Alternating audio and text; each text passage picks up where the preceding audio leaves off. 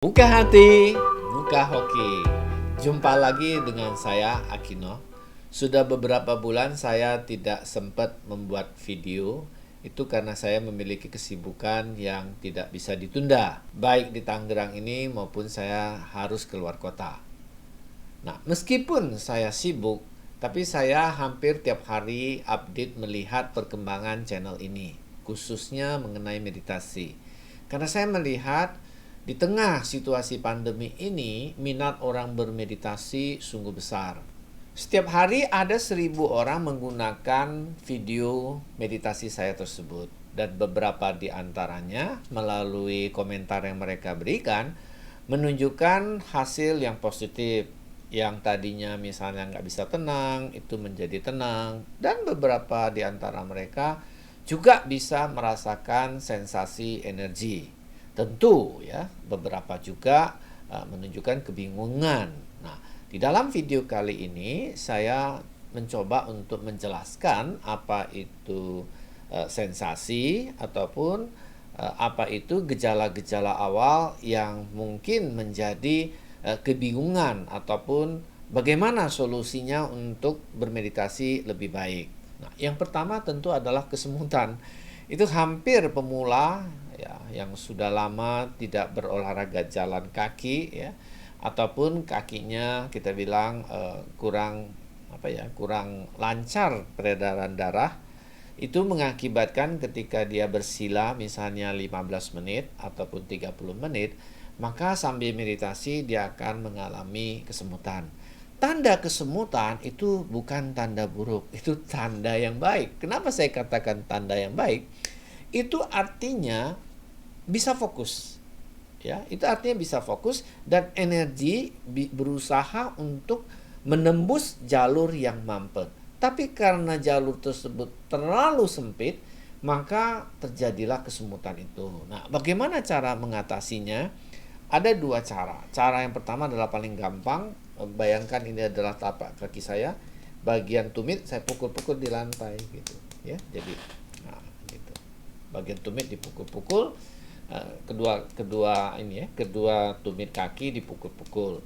Nah, cara kedua adalah perbanyak latihan jalan. Artinya sebelum meditasi, cobalah berjalan 10 menit, baik untuk kelilingin rumah atau berjalan dalam rumah ataupun ya pergi ke halaman kira-kira 10 menit gitu. Nah, dengan demikian maka aliran darah dan aliran energi di dalam tubuh kita, khususnya kaki, itu menjadi lancar, dan ketika bisa fokus, energinya itu meluap, dia akan menembus dia akan menembus jalur-jalur energi, dan dengan demikian maka gejala kesemutan itu akan hilang dengan jauh lebih cepat.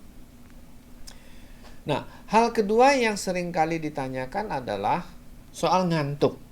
Sepanjang kita menyadari bahwa kita ngantuk, tapi kita masih menyadari kita bermeditasi, ini artinya tanda baik. Kenapa saya katakan juga tanda baik?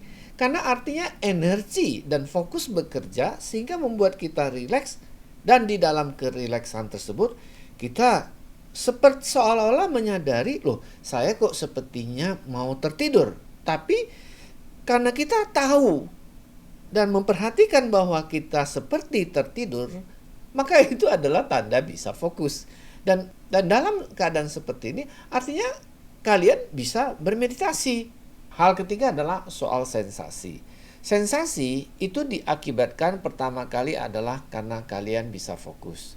Yang kedua adalah jenis-jenis sensasi. Ada sensasi yang panas, ya, karena panas dia tentu ada yang menimbulkan keringat gitu.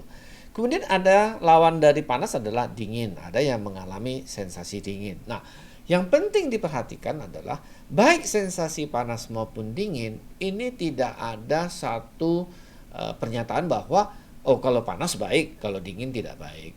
Ini tidak ada patokan karena setiap orang berbeda. Ada yang panas, ada yang dingin. Berikutnya adalah tubuh yang ringan ataupun tubuh yang berat. Ada juga yang tubuhnya membesar, ada juga yang merasa tubuhnya kok seperti memadat, mengecil gitu.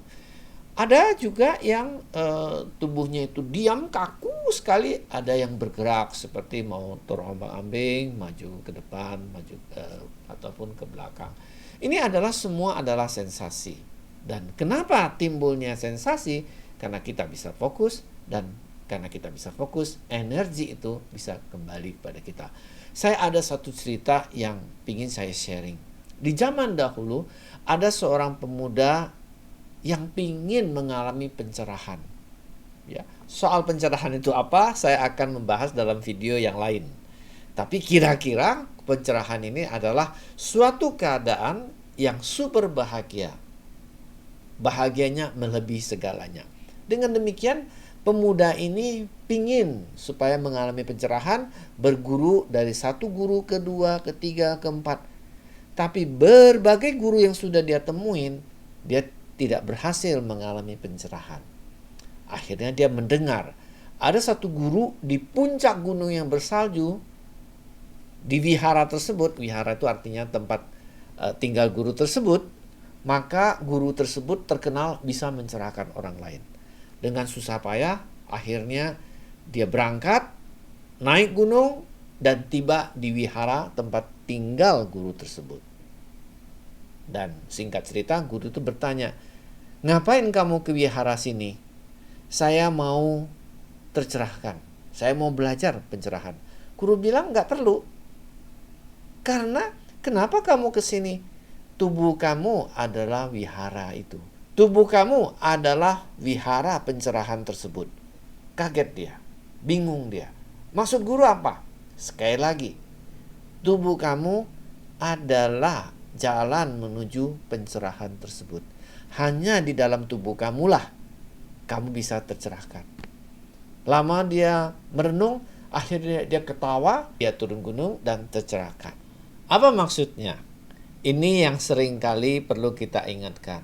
Kita seringkali mencari objek eksternal, seolah-olah objek eksternal itu yang bisa membuat kita menjadi bahagia.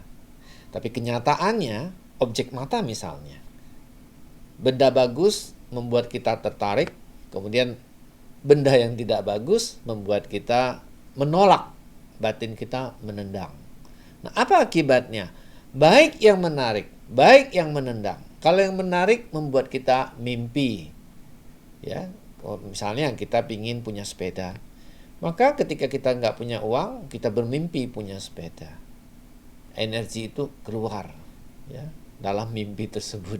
Kita usaha, setelah kita dapat sepeda, maka kebahagiaan kita juga sirna, kita berganti dengan objek eksternal yang lainnya.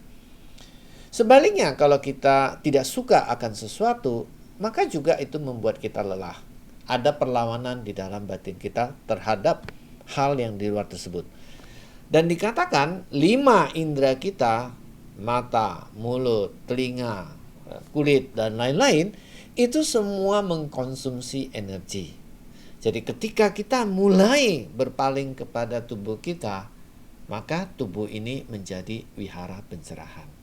Hanya dengan kita berbalik melihat kepada tubuh kita sendiri, reaksi tubuh kita sendiri, maka gerbang pencerahan itu ada di balik indera-indera kita. Ketika kalian berlatih menyadari napas, membuang napas. Oh iya, saya baru ingat.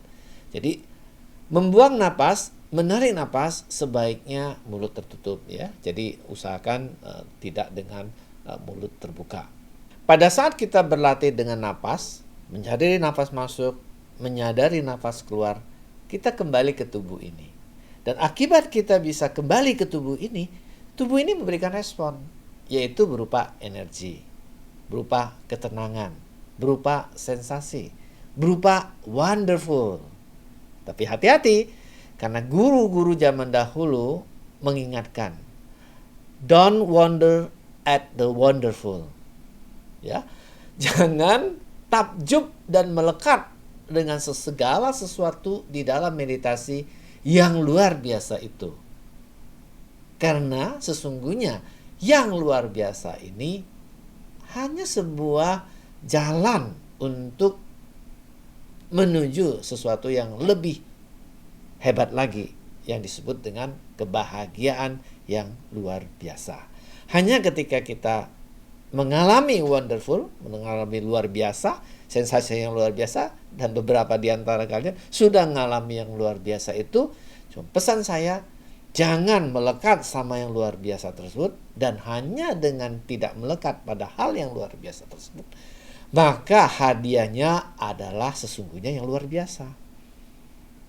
Inilah inti cerita tersebut, bahwa kita perlu kembali ke tubuh kita sendiri, dan hanya dengan kembali ke tubuh kita sendiri, vitalitas kita peroleh, kesehatan kita membaik, ketenangan kita dapat, dan siapa tahu kamu bisa tercerahkan dalam kehidupan kali ini juga dengan tubuh yang kita miliki ini. Oke, sampai ketemu.